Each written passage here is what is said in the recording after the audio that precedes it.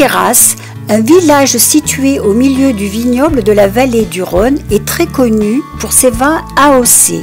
Nous allons y retrouver Gérald Roux, un artisan créchiste que nous avions découvert à la foire au Santon de Château-Renard.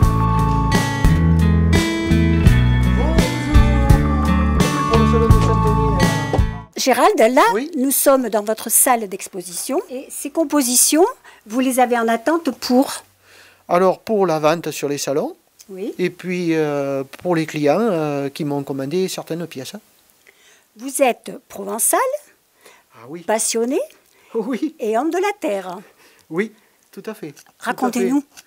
Eh bien, né à la campagne, donc je me suis élevé au milieu des poules, des lapins et puis des vieux bâtiments, parce que des vieilles bâtisses chez mon grand-père, mes grands-parents, qui avaient un vieux mas. Et donc cet univers des crèches, je pense que je l'ai pris déjà un peu là. J'ai déjà pris un petit peu l'ambiance à cette époque-là, parce que toute ma petite enfance, j'ai baigné dans cette ambiance, quoi.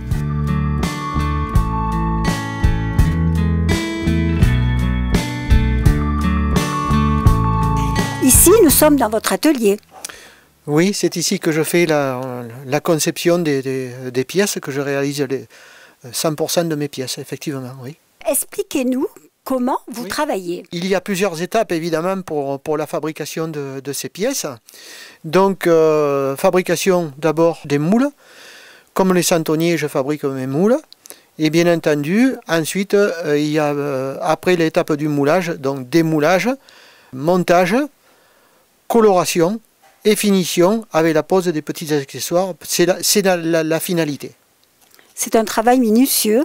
C'est assez minutieux, oui. Et créatif aussi. Absolument. Absolument.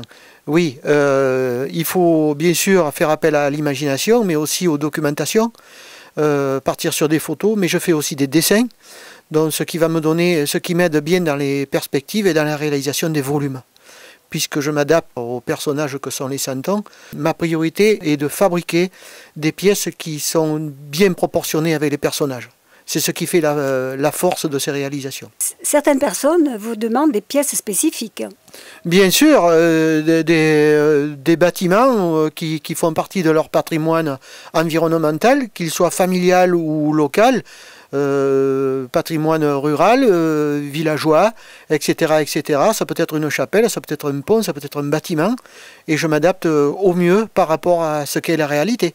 Vous pouvez me faire voir un moulage? Alors voici ce qu'est un moulage réalisé par moi-même évidemment, et je crée une matrice. Dans cette matrice, généralement, je pars sur du Ciporex, qu'on appelle, c'est son nom commercial, c'est du béton cellulaire, et je fabrique mon contre-moule, ici, que vous avez sous les yeux, et que je vais ouvrir. Voilà.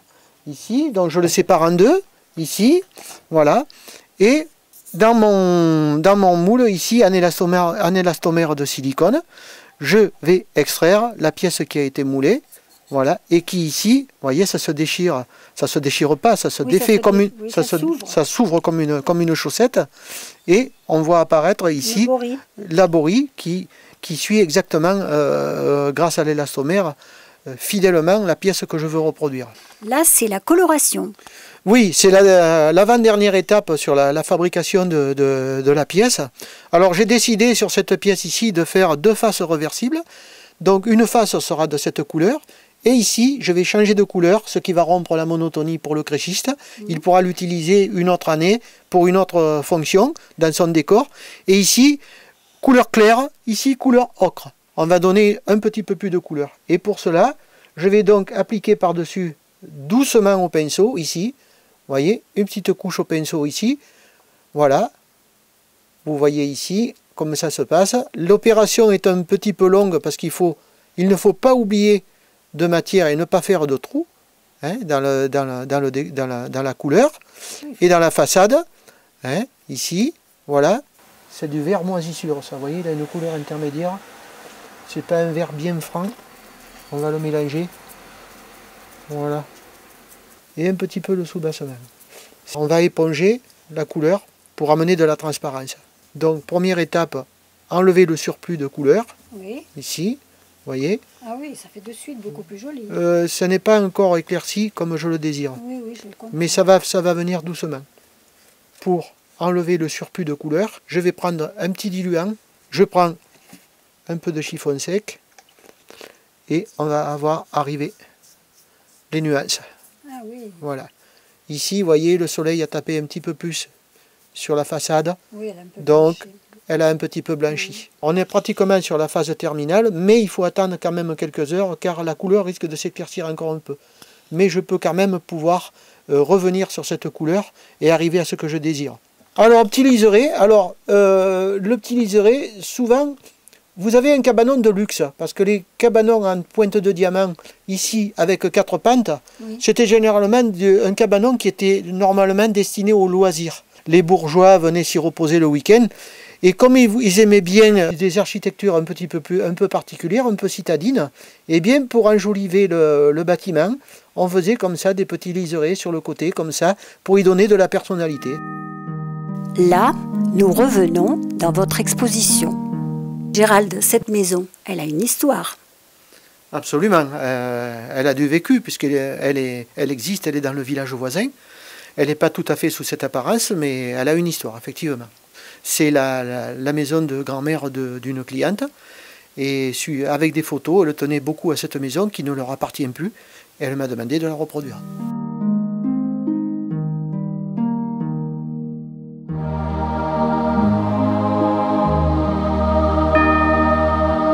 Ici, vous avez des décors provençaux.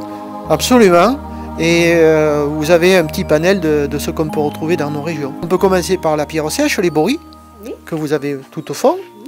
Ensuite, on passe dans un univers différent, des cabanons de pêcheurs qu'on trouvait autour de l'étang de Berre. Un cabanon échoppe, c'était les petits commerces de l'époque, 18e, 17e, 18e. Le puits, l'incontournable puits. L'eau est une richesse avec les ruches. Bien sûr le tonneau, parce qu'on est dans le pays du vin à Vaqueras. Et bien sûr l'incontournable lavoir, qui était quand même le grand lieu de rencontre dans nos villages.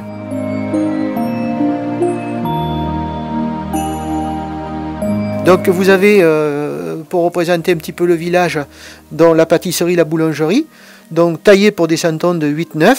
La Oui. pâtisserie, les gâteaux sont prêts? En permanence, ils seraient un peu durs à croquer. Et puis vous avez la petite église à côté, c'est le clocher de Vaqueras du village, Ah d'accord. qui est taillé qui est proportionné pour des centons de 5 cm. Voilà. Ensuite, bien sûr, on revient ici sur le pigeonnier, même si dans le comtat venessin, les pigeonniers étaient plutôt rares. Et puis ensuite, vous avez 2 architectures. Ça, c'est plutôt des pigeonniers ronds qu'on retrouve dans le pays aixois. Et pour terminer, ici, maison de Camargue très particulière pour son architecture.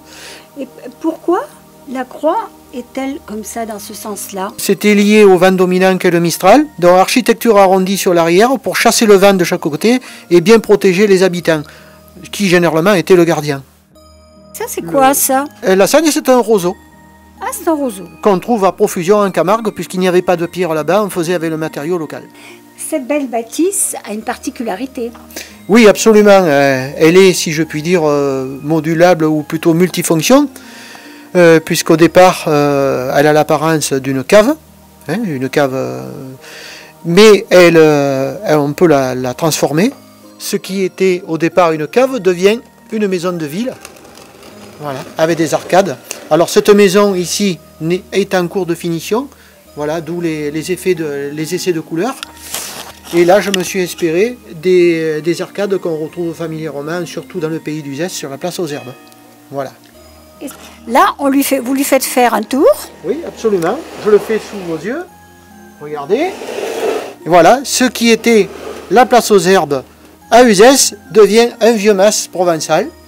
Voilà, de manière à ce que cette maison, ce bâtiment soit utilisé au maximum de ses possibilités dans un décor de crèche. Il a 3 fonctions.